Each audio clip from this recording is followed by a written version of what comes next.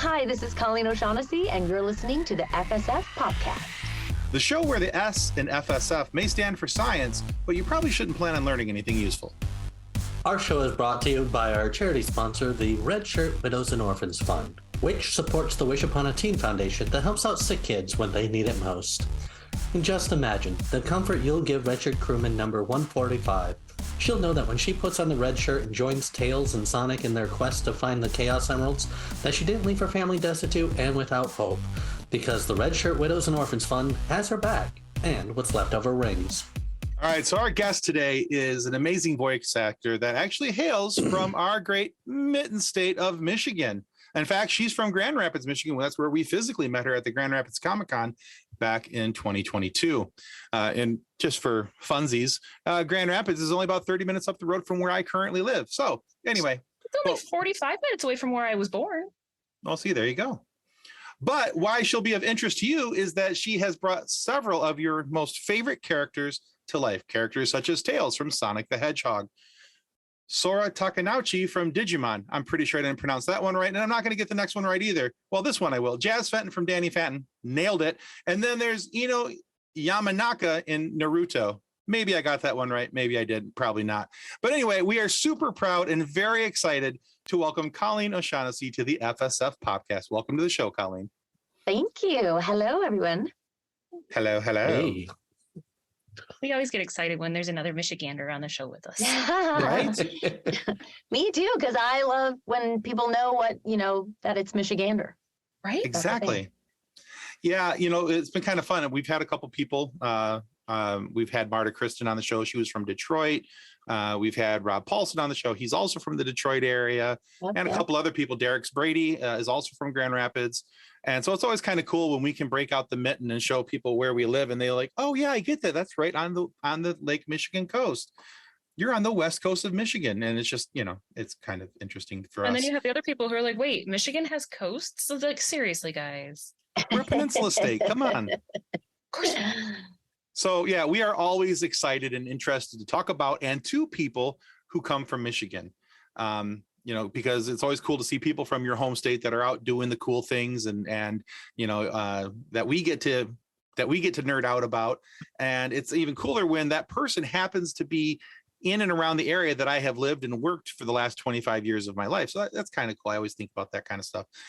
But when it comes to being from Michigan, what was it about your upbringing here that helped you prepare to be the voice actor that you are today? Well, I started out doing musical theater, so that helped tremendously. I always just kind of did voices. I realized this at a convention about 6 or 7 years ago. Like, my earliest training was giving voices to babies that couldn't talk or animals. I look at a dog and look at their face and just give them a voice. And then also, of course, Saturday morning cartoons. And I would go around the house being Captain Caveman and all of the Looney Tunes and you name it. That's awesome. Nice. So do you have pets currently? I do. I have two. Go ahead. No, go ahead, please. I have two big babies, Simon and Henry. Those are my two doggies. 92 pounds and 114 pounds. Oh my, what breed are they? A lot of doggies. What are they? So we rescued them. So we did their DNA, and my big guy, he's 80% shepherd, and he looks like a shepherd, but he's really tall because lots of shepherds are not so tall. He is so tall. I thought surely we'd end up with Great Dane or something in there. There's no Great Dane. It's shepherd, 80%. And then I guess he had 10% Doberman and 10% Staffordshire Terrier. And then my little guy, my beefy cake guy, my little Simon, he is 60% shepherd, which you don't see at all, and then 30% American Pit and 10% boxer. But he's tall too. Pit bulls aren't tall. No, they're not. Tall I don't know. They're ginormous, but I love them so much. And then I have two kitties, Carl and Millicent. I love the fact that you've given all your animals human names. First off, that's fantastic. Yeah. But secondly, we try to. I usually end up naming my pets after nerd stuff. I have a cat named Vader, because he's all black with a white box on his chest. He's a bit of a jerk, so it works. He's the best, and I love him. Well, he really only loves me. Everyone else he tolerates, and that's also another Vader thing. He has one thing that he loves, everything else he tolerates. So the reason I asked that about your pets is because we love pets on this show and we love talking about people's pets, but also since you mentioned it, talking to animals and with voices and different things. Have you assigned voices to your animals? Like, do you have like one general voice that you talk to your pets in? Like, I have a dog voice. Every time I see a dog, it's just, well, hello, is you puppy? It just comes out. I can't help it. But do you have a voice? I do have a voice that I talk to them. I haven't really given them voices. I'm not sure why. That's interesting. I'll have to conjure that one, figure that one out. I don't know. But yes, it's always like, what are you doing, crazy banana face? Bananas. I love it. Little monkey babies. You just a baby. See, if I did that to Mia, we also have a Staffy. We have a Staffordshire Pit Bull, and if we did that to Mia, she would shed all of her fur right then and there because her whole body would just start shaking in excitement. That voice would just get it all out. Her and her one brain cell. Oh, goodness gracious. She is the sweetest dog on the face of the planet, but and it's a good thing that she's so sweet. Let's just put it that way, because nothing else going for her. Oh my goodness. She hasn't found her brain yet. No. So both of my sons have Staffies, and one is named Kia, the other one is named Mia. So when Kia and Mia get together, confusing at all? No, not at all. But when they get together, they run in unison, side by side. And my joke is that they do that so they can pass the brain cell back and forth, and they can remind each other to breathe. Sure. I also have a pit bull, but she's a pit lab mix. And when you were saying that they're not big, my pit bull lab mix is 53 pounds. Yeah, see. She is so 92. And he was the itty bitty. Oh my gosh. His big brother, ended up at 65, and she's far surpassed him. That's hilarious. Yeah. So Zoe is 3/4 pit, quarter lab, and like. Adorable. She is so great. But I keep telling Tim that Mia will find her brain when she turns about 6. Oh. Pitbulls. My Simon is really smart. He's like ridiculously smart. He's manipulative. That's gotta be the shepherd in him. Right. Yeah, he's a really, really smart dog. Like Henry's not dumb, but he's not nearly as smart as Simon. Right. Okay. Yeah. Oh goodness. So I was looking through your IMDb list, and you have quite a few anime credits. Like, I do. A lot. So I was wondering, with anime, we've talked to a couple other voice actors and voiceover actors who do anime, and they've had some interesting answers on this question. I wonder what yours is. What has been your biggest challenge doing the Japanese to English dubbing voiceovers? Well, in the beginning, my very first anime was Digimon, working on doing Sora, and I had never done it before. So the initial first major challenge was figuring out what the heck I was doing. It was major on the job training. You hear the beeps in your anyone who isn't familiar with anime, you're dubbing English over Japanese, and so the picture is up on the screen, and you've got your script, and you feel like your brain is exploding because you're trying to act and then also fit your line within what they call flaps. That's when the mouth is moving, and it was just a lot of moving parts. And then knowing what there's codes kind of in the script. So if there's a pause, they put a little caret or dot, depending on the author. Sometimes it's ... but sometimes ... means keep going. It's really, so it was a lot of learning. I was exhausted after a 2-hour session because my brain was going to just system overload. And then another challenge was having to say some of the Japanese names. Can't we just call him Phil? Shikamaru, seriously? And the amount of times I had to say Shikamaru was, I can say it now, but it took me, it was a while before I figured out. And the emphasis on some of the words is in the wrong spot. Like it's Naruto, but lots of people say Naruto. It's not Naruto, it's Naruto, because this emphasis is on the first syllable instead of the middle one, which is what we're used to. So that was sometimes confusing. That is confusing. Pretty sure I said it the wrong way in the intro. Pretty positive. Naruto. Yeah, we'll play that back. I'm pretty sure. We'll just add like, that to the list of Tim issues. We'll just go with it. Eventually, If you did, I didn't notice, but maybe I'm used to people saying it that way. I don't know. But and I feel like that has just become the English pronunciation of it, even though it's not correct, because that's how I hear everybody say it. But I also have such limited anime knowledge that anytime we talk anime, I'm like, I'm so confused. So my daughter is a huge anime fan. yeah. I think, are those called weebs? Is that what they are? Weebs are the anime fans? I don't know. She's going to listen to this and correct me anyways. She's going to correct me anyway, so it doesn't. Maybe that's a manga fan. I don't know. Anyway, it's out there. I don't pay attention to it because it's not my thing. But so she's looking through this, and I said the wrong one. I think Naruto, and she's like, "Dad, it's Naruto." Like, okay, same thing. I'm from Michigan, same thing. She didn't believe me. So yeah, we'll just say that's maybe not the American pronunciation, it's the Michigan pronunciation. We'll go with that because We'll go with that. Oh goodness.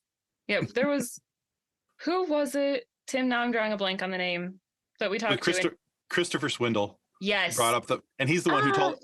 That's where we heard mouth flaps for the first time, and I died laughing because I was like, mouth flaps. Because then all I could picture was like, and That's what they do, right? And I mean, like, if you think about an animation talking, it makes sense.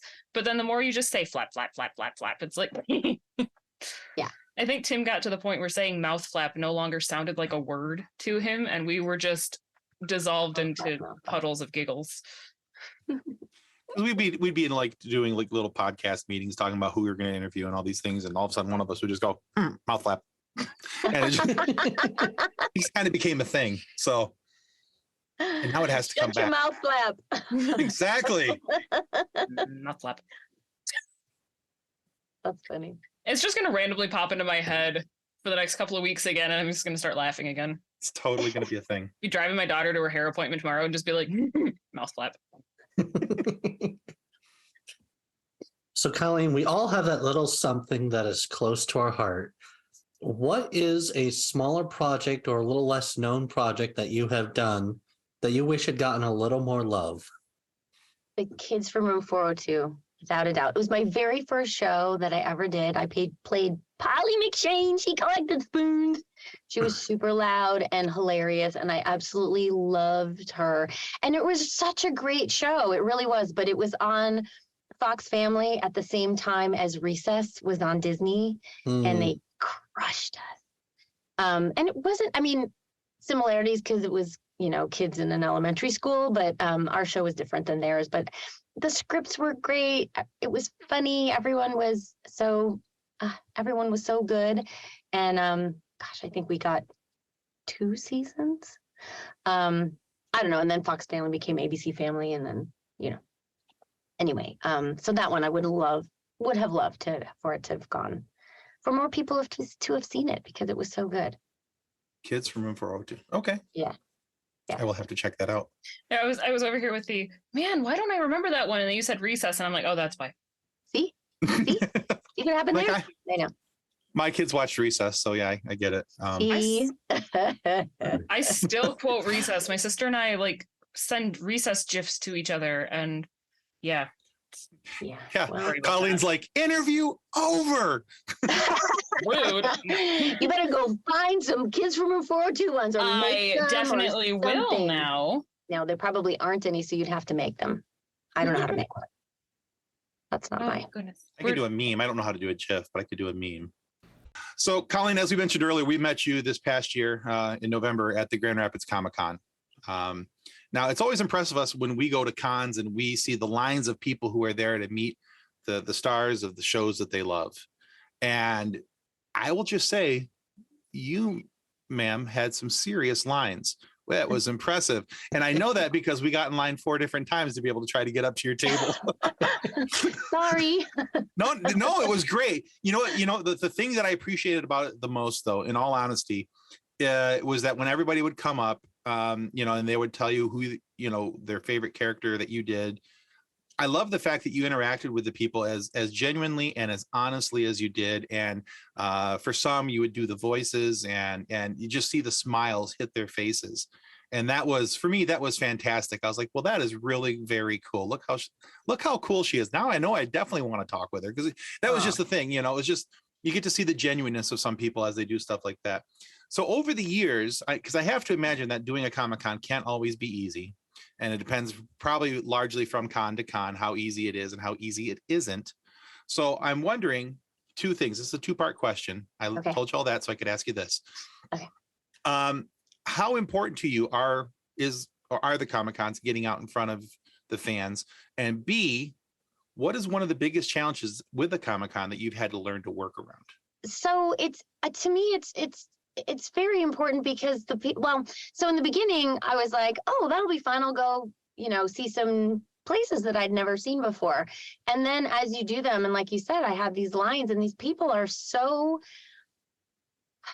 first of all, they're so gracious and they're so excited, and they couldn't be lovelier and so nice and complimentary. And you feel, and how much the things that I've done have meant to them.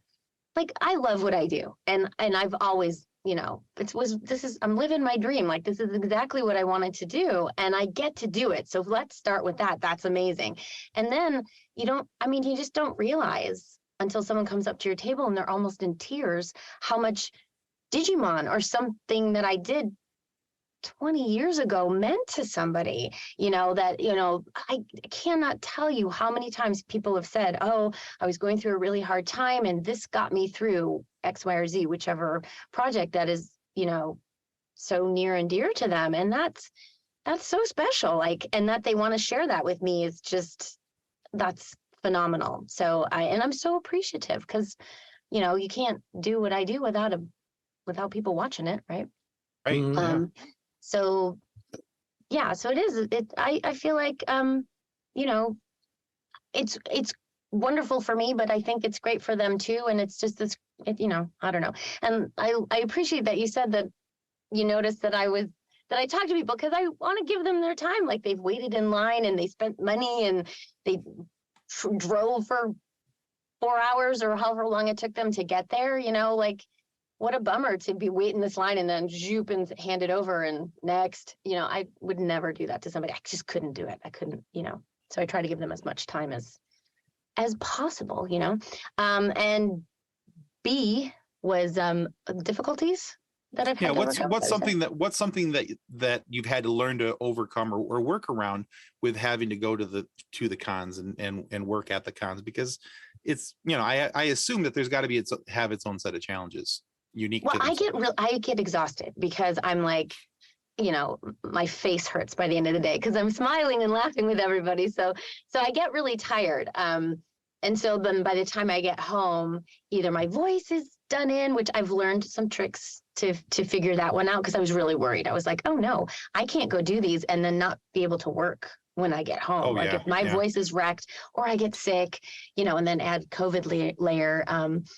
So then you're trying to talk through a mask. And so, some of them have now been without it. So it's easier on my voice. And you're in this ginormous room and the sound just goes up and it's echoey and you're trying to communicate with people. And it can be really, really tough on my voice. And scheduling, like being able to be away and away from my doggies, which is hard. And my husband and my kids. And my kids are away now. So that's a little bit easier. But it can be tricky to make sure that dogs are handled and house is handled and, I do like the order of importance there. My dogs, my husband, my kids. Well, because then he has to watch the dogs by himself. And I like him too. Hey, dogs I appreciate that order. I can Look. appreciate that order though. That's fine. Thank you. As somebody who has, You would appreciate it too, I think. as somebody who is He knows. married, has a kid, has a dog and 2 cats, I be away from my little fuzzy wuzzies Yeah, and my kid and my husband. Like it's be hard. happy you made the list, dude. There you go. They were in the top 5. Call it a day. How You does know? a 3-inch foam memory, like the 3-inch memory foam bed, not make the list? But the husband did. Come on. Well, sometimes, it's hard for me to sleep in hotels sometimes. So that is actually, when I There's get home and I'm in my bed, I'm There is very, nothing better than coming home to your own bed, though. yeah. I did so many this fall. Like I'm going to try to not overschedule myself this year because last year I did 3 in a row, then Thanksgiving, then 2 more. And I was like, I don't know where I am. I don't know what day it is. It was ridiculous. It was Well, laundry. House was a disaster. I would have to imagine after a while, the inside of one building looks the same as the inside of another building looks the same. I couldn't remember what room I had because I'm like 8th floor, 5th floor, 3rd floor. Like I was like, oh no, I better keep the little card that has the room number on it with me because I was like, I don't know what floor I'm getting off at. Which hotel That's is fantastic. this? Oh, Yeah. goodness. Oh, so Colleen, But I love it. Don't get me wrong. I love it. It's, But there is it's nothing. There's something to be said about there is no place like home. this is true. And I do like to be home. So We know that IMDb is not always accurate. So this question may go south very quickly. We're gonna. It's find out. accurate-ish. So according to IMDb, at least at the very bottom of your list, is one episode of French Prince of Bel-Air of all things. Untrue. I don't know That's how hilarious. that. Yeah, I don't know how that got put on there, and I forget what year it is, but I wasn't even here, whatever year that was. So in LA. So 1990. yeah, no, I wasn't here yet. That's fantastic. Hilarious. So I That didn't is get here absolutely till hilarious. I think January 95. I was in school. I was at Michigan in 90. So totally not There you go. on that. So Couldn't have been sorry. You couldn't have been Next in Bel-Air. question. No, it's totally fine because actually that totally works because now it's Yeah. so. How are you going to get access to your IMDb and fix it? Because obviously it's wrong. Yeah, I haven't been able to ever fix any of my own stuff, so I don't know who's putting it on there, but I couldn't get my Wikipedia page fixed.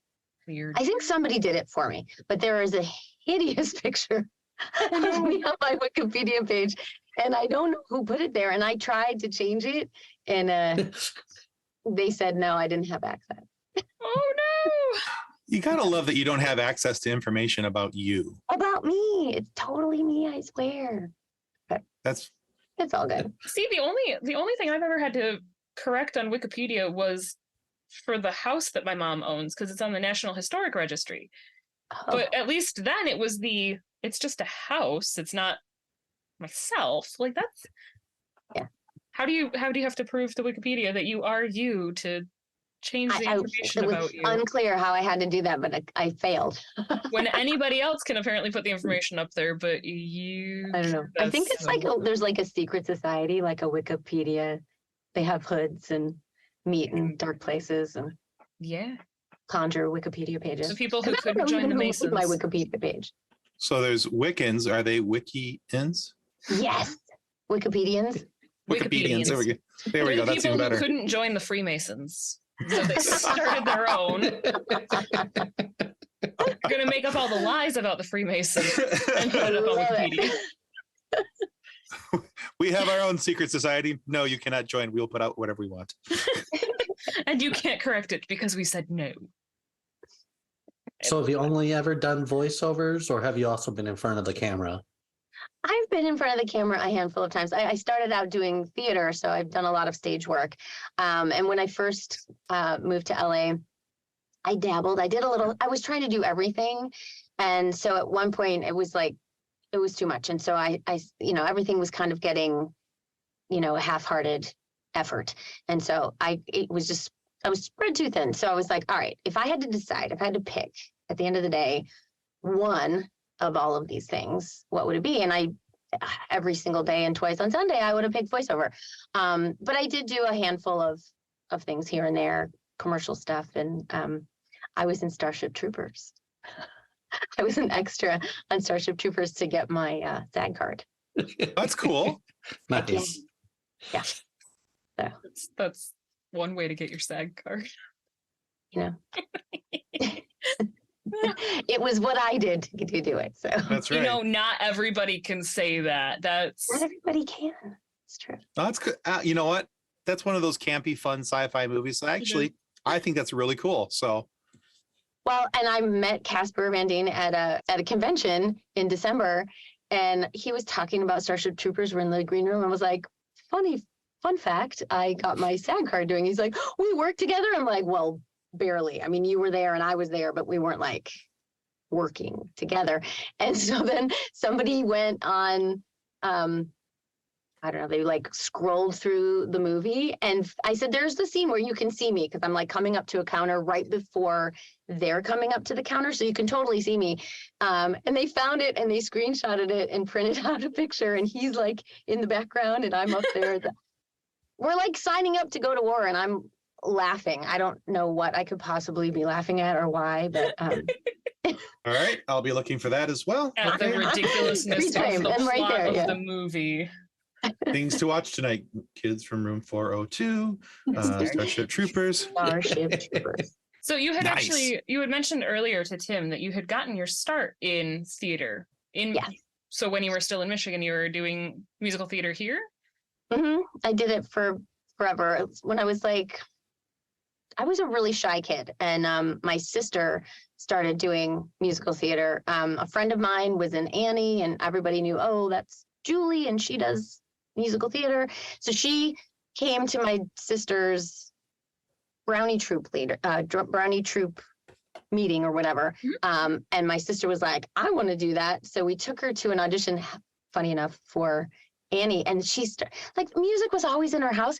My sister got up there after like 202 versions of, Sun Will Come Out Tomorrow. My sister gets up there and like blows the roof off the theater. We're all like, and she was a scrawny, skinny little kid. And she was like, I don't know, 7 at the time or something like that, 6 or 7.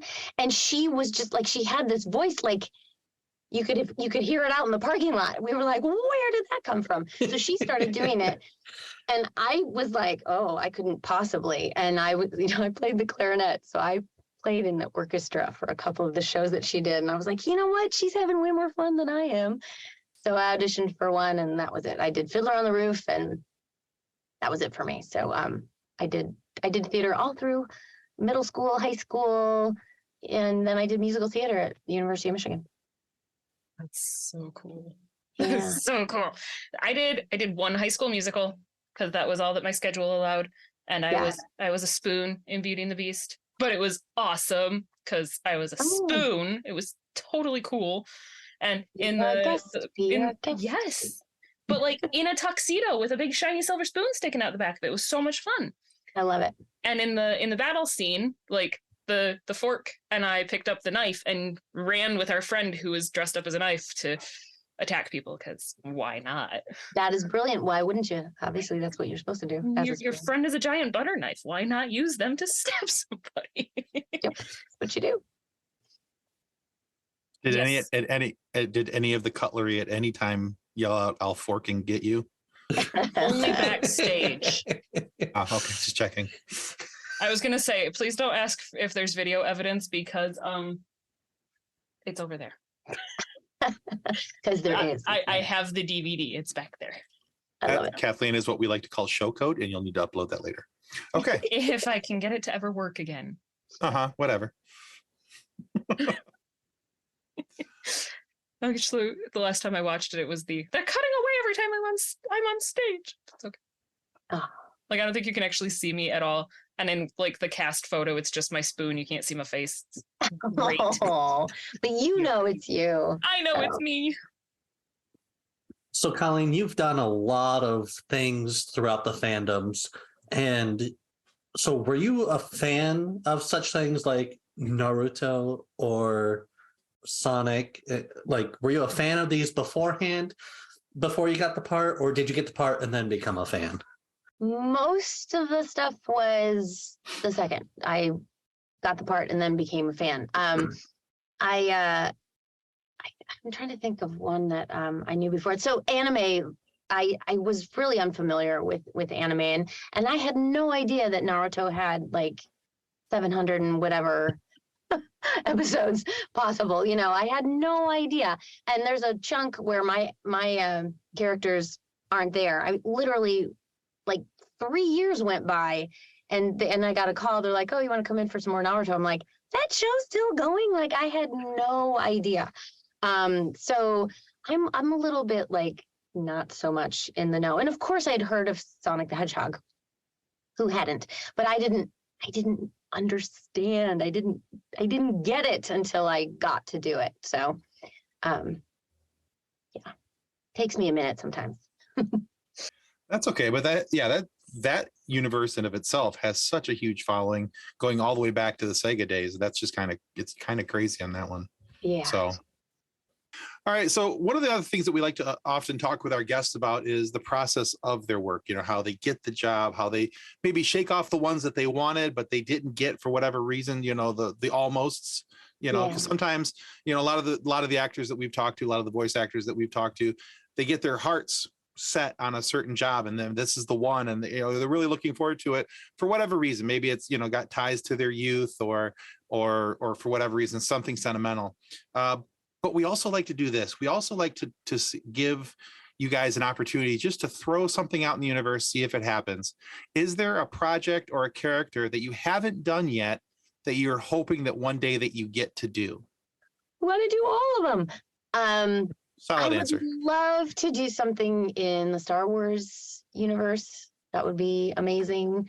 Oh my gosh, I would be so excited. I'd love to join my friends in all of their Critical Role stuff, which would be amazing. Oh my God, those guys are like taking over. Oh yeah, fantastic. Yeah, it's awesome. My attention has officially been piqued. What? Hi? I'm okay. All you have to say is Critical Role, and she's like, "Yes, you have one." I'm like, Vex is there, Grog is there, my Laura's Daly's bag of holding is there, my sweatshirt is on the way. I mean, they're amazing. I mean, to see what they've done is just, it's amazing. It's fantastic. So cool. I love it. I love that they were able to do all that. So, you know, yes, there's so many, I would love to be in so many university. University. University. But I mean, wanting to be involved with Critical Role. Wanting to be involved with Critical Role, since they just announced that they're doing the Mighty Nine. I know. They're gonna need more voice actors. Well, they're gonna, and it's not like they don't know me. Right? See, I would that's just what be like, I know all of them. hello? Yeah. It's right. You just got to shoot a random text and go with, you know, like a coughing emoji that says, "Hey, it's super available." You know, either that or like, you know, the Blake Shelton, you know, from The Voice. Yeah. just text Laura with the hello, please. I know. Oh man, it would be awesome. That would be. That'd be very cool. So now it's out there. Disney So princess. I'd love to be a Disney princess. ooh. Well, there you go. Is any of your stuff owned by Fox or Disney? Yes. Probably. Yes. Probably lots of I mean, so there's a distinct possibility. Technically, you may already be a Disney princess. We just have to, you know. So I mean, we just gotta go through a few minor technicalities of finding out who owns what property and go from there. Right. Wasp was a princess, right? Well, that's Marvel. So I mean, yeah, I'm Friday, Wasp. Those would. Right. See. No. I think it's I want to be, you know, Disney princess. You know, That could be very cool. dress and the whole. If you had to choose a princess, which one? That's impossible. I don't know. Well, you know, the first one that popped in my head was Belle, but then there's Ariel, and actually Ariel's kind of the reason I got into voiceover. So, and I met Jodie Benson this year, Oh my or last year. gosh. She's awesome. She was so sweet. Nice. Yeah, I totally fangirled out. It was embarrassing. How did And I happen to Ariel? be, I'm obsessed with Loungefly bags. I don't know if you know of the Loungefly bags, but I am obsessed. And I happened to have my Little Mermaid Loungefly bag when I met her. And I, Oh, look at my bag. And I'm like, oh, what have I done? It was I embarrassing. promise I'm a grown up. Right? I I'm very understand. professional. I understand. If I ever get to meet Mark Hamill, it's just going to be a lot of giggles and hi, I'm Tim. And I'm pretty sure that's all he's going to be able to understand because the rest will be unintelligible. It was bad enough when you met Sam Witwer. This is also true. So I got to work with Mark Hamill on Avengers. Nice. That's like I know, and I one of just the coolest was like, sentences. I just played it cool. Like I don't think I even said hello to him because I didn't want to do something embarrassing. So I was so like, yeah, whatever. Mark Hamill's sitting over there. Who cares? Yeah, I had been like, whatever that guy. It's just another Tuesday. Right, man. Happens all the time. Would have wet himself.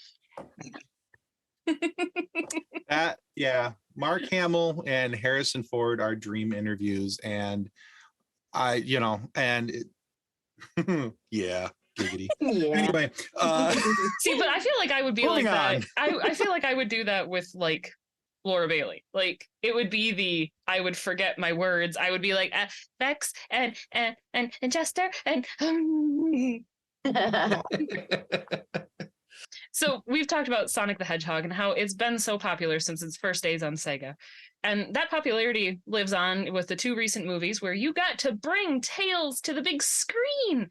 Even if those movies didn't really get the best reviews, it's Tails. Because Tails is obviously the best. Obviously. He is the best. I know that it's Sonic the Hedgehog, but no. Tails. So what does it mean to you to be involved in such a loved universe and also to be able to see it through from the games to the cartoons to the movies?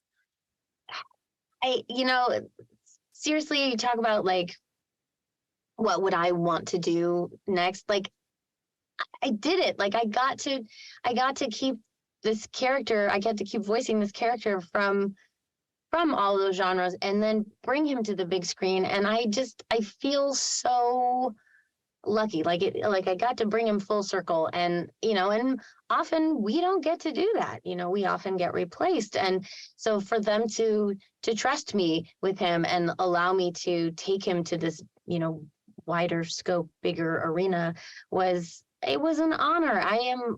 A word has not been created yet that expresses how it made me feel, because it was magical. I mean, seriously, it was amazing, really, truly. And what Tails means to other people, I've learned this over the year, this past year, has been, so many people. Well, I played with my brother and I always played as Tails, and Tails is the best. And there's just something about him. He's just so dear, That's what I did to my brother too. You did? See?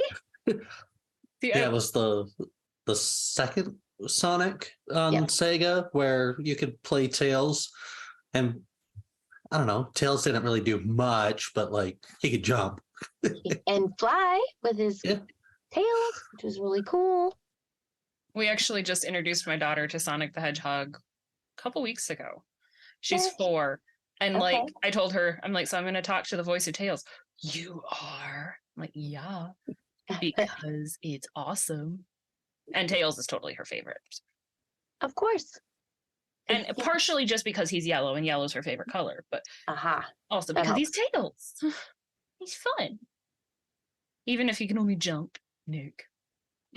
He can fly in multiple ways. I know he can fly, but like in the very first game, like the only thing he would do was jump.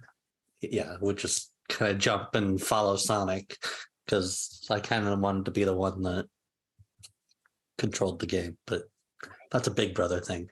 That is totally a Big Brother thing. Here, play with this remote that doesn't work. Hey, you're doing a great job. I don't know why you're not winning. Choo, choo, choo. It's totally a multiplayer game. What are you talking about? Mm-hmm. That's funny. So we have a Facebook group, and it has over 209,000. Yes, plus 209,000.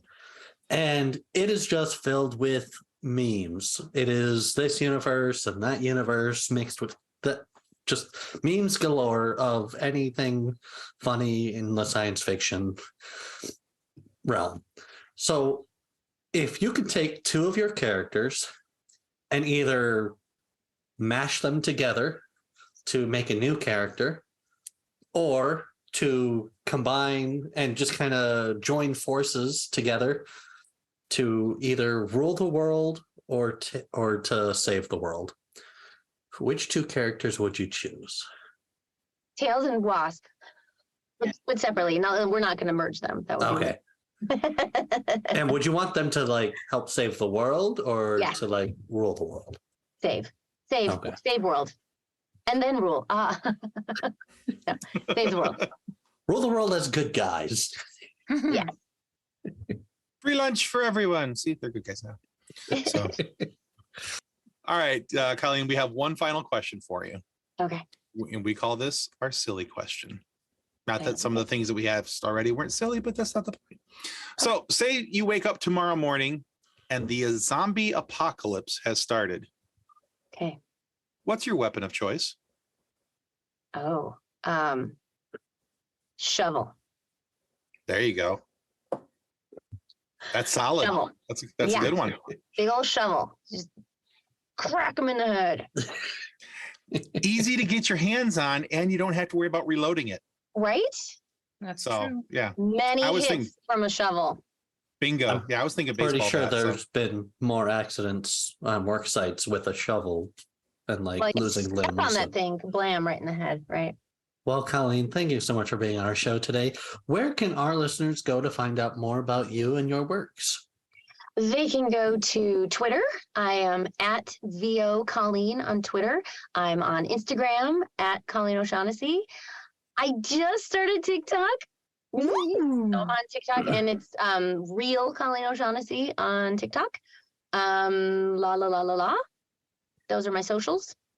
And anything that I'm going to do, whether it's appearances or show coming out, video game, whatever, it'll always be there. So the at VO, is it VIO or just VO or? VO Colleen. Gotcha. VO for voiceover. Yes. That makes sense. I could see it go over his head. Well, we are definitely going to link all of your socials so that our viewers and our listeners can find what you're doing. Colleen, thanks. Also, guys. hey Tim, before we do the rest of it, I have a joke for you, Tim. Okay. Do you know what happened with the dyslexic zombies? No. They went around town eating all the Bryans. There it is. Okay. Also, do you know what you call a I liked fast that one. zombie? That was good. You call what? Do you know what you call a fast zombie? A zombie. Oh, Jesus. Well, guys, subscribing is the single most important thing that you can do to ensure that we get more amazing guests like Colleen O'Shaughnessey here today, who puts up with our incredible zombie jokes and funny moments for you to be able to listen to. So please subscribe. It helps out more well than we can ever really tell you. And go check out Colleen's work on the links down below in the notes and comments section. But for whatever reason, if you're not happy with the content of our show today, please feel free to lodge a complaint with the head of our complaint department. That, of course, is Friday from Marvels Avengers. Now, if you ever read the comics, you watch the animated series, the live action movies, you know that Friday is the creation of genius, billionaire, playboy, philanthropist Tony Stark. So what that means is that Friday has at her disposal, well, everything. So if Tony or Stark Industries had it, yeah, she's got it too. Or she can find a way to get it. So send in one digital copy of your complaint to Friday. It's all that she's going to need to be able to pass judgment against the offending parties. Once that decision has been made, she will either send the full force of the Avengers or a strongly worded voicemail from herself warning the offending parties. We're hoping for voicemails. Come on, voicemails. Why do I feel like my horrible zombie jokes got me at the top of the list for that one tonight? There's a reason. Lovely. Please don't. I like the zombie jokes. Thank you. I'm down. There you go. All right, guys, that's going to conclude us for the FSF PopCast. Goodbye. Oh. Bye. Thank you. Copyright 2023 FSF PopCast. Reference to any specific product or entity mentioned on this podcast does not constitute an endorsement or recommendation by FSF PopCast. The views expressed by the guests are their own, and their appearance on the program does not imply an endorsement of them or any entity they represent.